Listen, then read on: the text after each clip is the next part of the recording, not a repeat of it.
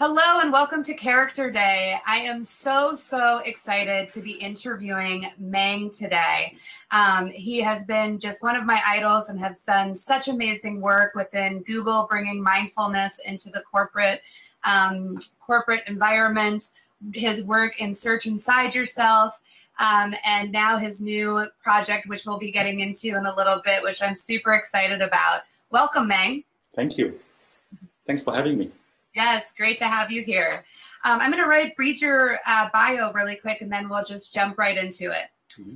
So Chade-Meng Tan is a Google pioneer, award-winning engineer, international best-selling author, thought leader, and philanthropist. He retired from Google as its Jolly Good Fellow at the age of 45. He's the chairman of the Search Inside Yourself Leadership Institute and co-chair of 1 Billion Acts of Peace, which has been nominated 8 times for the Nobel Peace Prize. He's an adjunct professor at the prestigious Lee Kuan Yew School of Public Policy at the National University of Singapore. So again, thank you, Meng. It is so wonderful to have you be a part of Character Day. Thank you. And I can add one thing to that, which is executive producer of the movie Walk With Me. Walk With Me? Yeah, the Thich Nhat Hanh movie. Oh, wonderful. Okay, yeah, terrific. We'll have to check that out. Yes. Wonderful. Well, I wanted to start off today with tell me a little bit about how you got your title of Jolly Good Fellow and how I can get that at Let It Ripple. I think that's a nice title. So like many things in my career, it started as a joke. Yes. Right? So when I joined Google, we were a startup, so we didn't have job titles. And then when the company grew big, we had a career ladder, and the highest ranking engineer was called a Google Fellow. And I make a joke. I say, why be a Google Fellow when you can be a Jolly Good Fellow? Right? And everybody laughed. So I just sent that for printing. And I put that, which Jolly Good Fellow, which nobody can deny. That's a joke. Oh, my goodness. Yeah, that's in the song, yeah. Oh, and then HR approved it. I know. So HR approved it. And then it was on the front page of New York Times. And I got stuck ever since. Oh my goodness, that's amazing. I was having so much fun with you behind the scenes before we even began this interview process, and you have such the character strength of humor. Can you talk a little bit about how you bring in humor to your own life and into the work that you do every single day? Now, the joke is I'm an immigrant, so I have to be funny, right? Because when it's time for Donald Trump to send us back where we came from, so Meng, he's funny. He gets to stay. That's kidding. Oh my goodness. So humor turns out to be very useful in teaching. And there is a saying in wisdom circles, which is that when your students open their mouths to laugh, that's when you can put in the pill of wisdom. They do what? I'm sorry, we didn't hear that. When they open their mouths to laugh, that's when the teacher can put in the pill of wisdom. I love that. So even I think if you look at the old scriptures, even the Buddha himself was kind of funny. He tell puns all the time. And he give analogies that I think are funny. So he talks about the urgency of nirvana, for example. He says it's the guy whose turban's on fire. I thought that was very funny. And so when I was young, I made jokes a lot, and people think I was kind of weird because I was from Asia and so on. And the decision I made is to not stop being weird. So I continued on thinking like this, being funny. And I think now that I got older, it was really well. So you were staying true to your authentic self, is what you're saying. Correct. So there are a lot of characteristics that we have as children: creativity, curiosity, humor. That as we're adults, sometimes we have to suppress, sometimes we get rid of. And I want to encourage everybody to keep at least some of those. Keep your humor, keep your generosity, keep asking why. Right? So, for example, if you don't mind me going on a slight tangent. You do your thing, Meng. Absolutely. Yeah, one of the most important questions ever asked in the history of astronomy is, why is the night sky black? Mm-hmm. Right? So we made a calculation that if the night sky was uniform, right, then the night sky would be as bright as the day sky. So why is it black? Mm-hmm. So it sounds like a question the child would ask, but that question leads to the discovery that the universe is expanding, which is why the night sky is black. Right? So even if the question you think is stupid, it's not stupid. It could be an extremely important question. So don't stop asking questions. Don't stop being curious. So the character strength of curiosity and love of learning, right? Yes. And allowing the inner child to thrive. Absolutely. I'd love to get into a little bit of your work coming into Google and bringing in mindfulness training and how Search Inside Yourself came to be. Can you talk a little bit about that? Mm-hmm. Yeah, so it started with a very simple aspiration. It's very small. All I wanted to do was to create the conditions for world peace in my lifetime. That was all. Yes.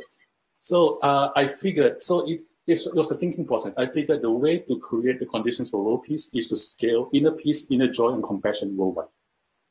These three qualities are worldwide, then we have the conditions for world peace.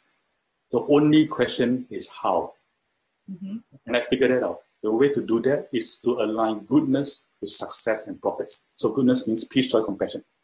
Right? Because if I were to go around the world talking about goodness, what happens? People go like, yay, and they go home and nothing changes. Right. But if I say this is how I make more money, this is how I become more successful, and the side effect of doing this training is peace, joy, compassion, and world peace. And people say, yeah, sign me up. Mm-hmm. Why? Because people want to be successful, they don't mind world peace.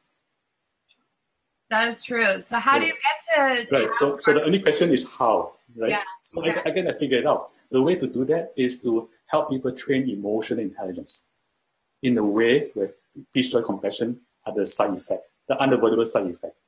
And then the way to do that was what became Search Inside Yourself, which is using mindfulness to train the qualities of emotional intelligence. And that was how you started, and it's been life-changing for thousands of people. And when you say mindfulness, are you alluding to meditation? Sort of. So the definition of mindfulness is mindfulness is moment-to-moment, non-judging attention.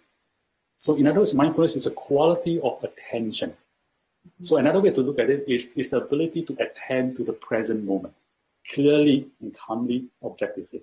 So that is attention. In contrast, meditation means mental training, training the mind. Mm-hmm. So therefore, if you put the two words together, mindfulness meditation means training the mind to do more mindfulness. Gotcha. And so what would you say to our audience right now viewing, just even starting to get into a practice like that? How many minutes a day should people be meditating? And then how do they be in the present moment at all times and being mindful of their thoughts and intentions? So it turns out that it doesn't take a lot of practice to change your life. Right? Or to get any benefit. Yeah, it kind of blew my mind. I mean, when I was growing up, I assumed that it takes a long time. I assumed it took 10,000 hours or something. Mm-hmm. Right?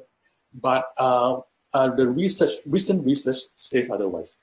So in 2013, there was a study that says that even 100 minutes of lifetime practice. So if you know nothing about meditation and you practice for 100 minutes in your whole life, already you can measure the changes. It's mind-blowing. Right? It is mind-blowing. Yeah, and so that study has been repeated, and we now know it's true. And my own students, they have gone through that, so I know it's true. However, to derive even the first benefit, you don't even need 100 minutes. You need one breath. Oh, that's... Want to give it a try? Okay, shall I try it on air? One breath? Yes. So I want to do this. I want to take total but gentle attention to the process of breathing. Let's do it now.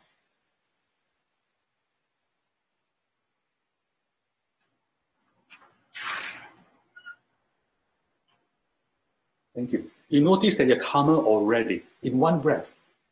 Yes, right? absolutely. And the reason, there are two reasons. The one reason is physiological, which is when you're paying attention to the breath, you notice you're breathing slowly and deeply. Yes. And you're doing that, you're activating your vagus nerve, and in doing so, you're activating something called the relaxation response, which is the direct opposite of the stress response. Okay. So in the first breath, already your body is distressing. Mm-hmm. Like your blood pressure is going down, your heart rate is going down, and so on and so forth already. So that's one. The other effect, even more powerful, the psychological effect, which is to worry. I mean, when you bring attention to the breath, you are fully in the present. Mm-hmm. So to worry, you need to be in the future. To regret, you need to be in the past. So when you bring attention to the present, you are free from worry and regret. You have freedom from worry and regret, even for just 6 seconds. those 6 seconds are like, it changes everything. So my suggestion to all the friends listening is that don't think you need to take a long time. Just one breath, you already can notice a change, and just do a lot of one breaths throughout the day. That is exactly how I felt when I took that breath, and I just completely felt in the present. So I will take that home with me and definitely put that into practice. Thank you, Meng. Thank you. We only have a couple more minutes, but I wanted to get into your Zencubator, your new project that you're working on, which I just think sounds brilliant. So can you tell our audience a little bit about it? Right. So my work so far has been scaling mindfulness, helping people becoming not just distressed and less stressed, but also more successful, calmer, happier, and so on. And I want to bring that to the extreme for large numbers of people. So if you look at the ancient scriptures, they did talk about all those effects. You're calmer, you're happier, and then it's keep practicing on, you're free from all suffering. Mm-hmm. You go to that level. And then, of course, between here and there, there's some markers. And there's some markers that are minimum for what they call enlightenment. Mm-hmm. And the lowest marker is something called stream entry. So once you're in stream entry, you are guaranteed, your momentum is so strong, you're guaranteed to get all the way to the end of all suffering. Wow. So my aspiration, besides everything I was doing, my aspiration is to make this stream entry accessible, understandable, accessible, and practicable to everybody in the world, starting with 1 million people. You always have low expectations. That's right. You always have little, that's the problem with you. That's right. Yeah, so that's basically where it's coming from. And so part of this work is creating the condition, a monastic academy, where we can get people in full-time training to reach that stream entry in about 3 years. So that's part of it. The other part of it is we don't want those people to just be in the monastery training all the time. We want them to serve, and we want them to change the community. So this idea is, what if we put the monastery in the same compound as a workplace, office spaces, people startup incubator, people are working, and have these two populations interact with each other all the time. Then we bring, through osmosis, you bring enlightenment to people founding companies, and you bring energy of work to the monks. Okay? And so the joke I call it a Zencubator. And I love that word. That is fantastic.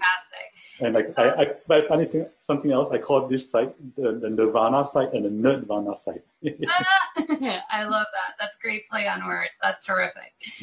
Well, I'm very excited to see more of that and to hear more about this project. And as you said, it's the Monastic Academy, so people can be watching out for that. Mm-hmm. Yes.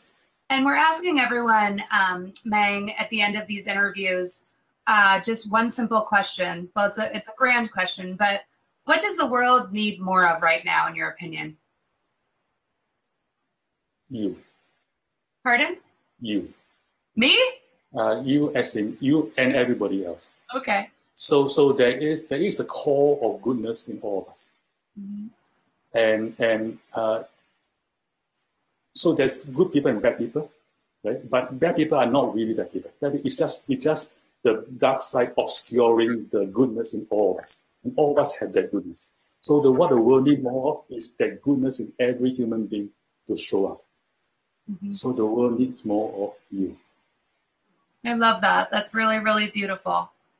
Yes, thank you. And I think that it kind of wraps back into the beginning of our conversation when you were talking about humor and authenticity and how the child that you were when you were younger to actually share that with the world and bring it out, right? Yes. That's wonderful. Well, I think that's a great place to end. And thank you again, Meng, so much for participating in Character Day. And I look forward to hopefully meeting you in person someday and continuing working with you. Thank you, my friend. Thank you.